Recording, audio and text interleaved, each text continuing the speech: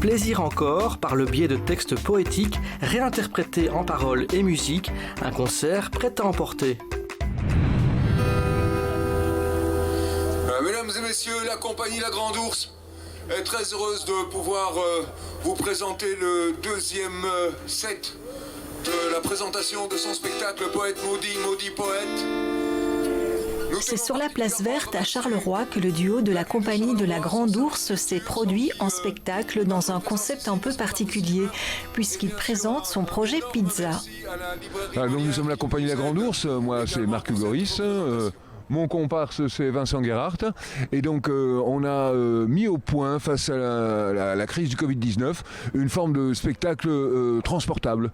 Donc, nous présentons aujourd'hui Poète Maudit, Maudit Poète, qui est le premier menu de ce qu'on a appelé le projet Pizza. Parce que ce sont des spectacles qui peuvent se jouer à domicile. On nous téléphone, on livre un spectacle, on est chez vous dans votre salon. Et donc, ici, puisque la ville de Charleroi offrait des subventions en réaction au Covid pour aider le secteur culturel, eh bien, nous avons obtenu un subside pour pouvoir donner un peu de culture aux gens dans la rue à Charleroi, donc dans des conditions sanitaires saines. Un jour, il entendit qu'à sa porte on sonnait. C'était la mort. Alors, il la pria d'attendre qu'il eût posé le poing à son dernier sonnet. Et puis, sans s'émouvoir, il s'en alla s'étendre au fond du coffre froid où son corps frissonnait. Dans la compagnie La Grande Ourse, je m'appelle Vincent Guérard, je suis musicien. J'accompagne Marc dans Poète Maudit, Maudit Poète. Ensemble, on conçoit encore d'autres menus, puisque comme le disait Marc, ce sont des spectacles qui vont être livrés à domicile, à l'instar des pizzas ou des plats à emporter. L'ambiance musicale, c'est justement exploiter le romantisme du 19e siècle, mais le mettre à l'heure d'aujourd'hui, et donc des rythmes jazz lancinants, des rythmes de bossa, et même des rythmes très classiques se prêtent parfaitement à l'ambiance qui entoure la lecture du texte.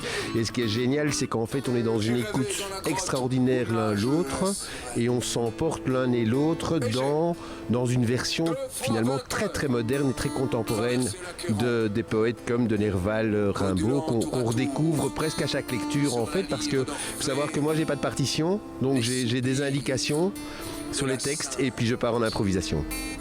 Souvent la poésie, si on se contente de la lire, c'est un petit peu ennuyeux, donc il faut l'entendre, et ici on a décidé de la faire entendre de façon contemporaine. Donc je suis accompagné par cet extraordinaire guitariste qui se tient à mes côtés et qui met en ambiance, met en rythme les mots que je dis avec ma voix. C'est vraiment une grande aventure et une très belle aventure parce qu'on ne s'est jamais rencontré que début septembre avec Marc et instantanément la sauce a pris, la mayonnaise est montée et on s'entend comme la roue en foire, on fonctionne en un clin d'œil.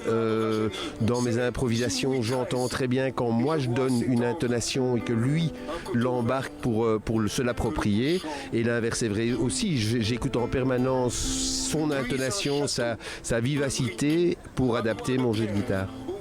Alors on savait que les théâtres, les salles de spectacle risquaient d'être fermées longtemps, donc on s'est dit, eh bien, la seule chose à faire, c'est d'aller rencontrer les spectateurs chez eux, et de travailler vraiment, de remettre à l'honneur le théâtre de proximité, à l'instar des salons littéraires des 18e ou 19e siècle, ou si on remonte plus loin, des soirées au coin du feu, où il y a un artiste qui débarque et qui chante une chanson, qui dit un conte, qui raconte un poème, et c'est vraiment l'idée qui a germé, c'était d'aller vraiment re-rencontrer le public au-delà des problèmes du Covid, au-delà des problèmes de confinement.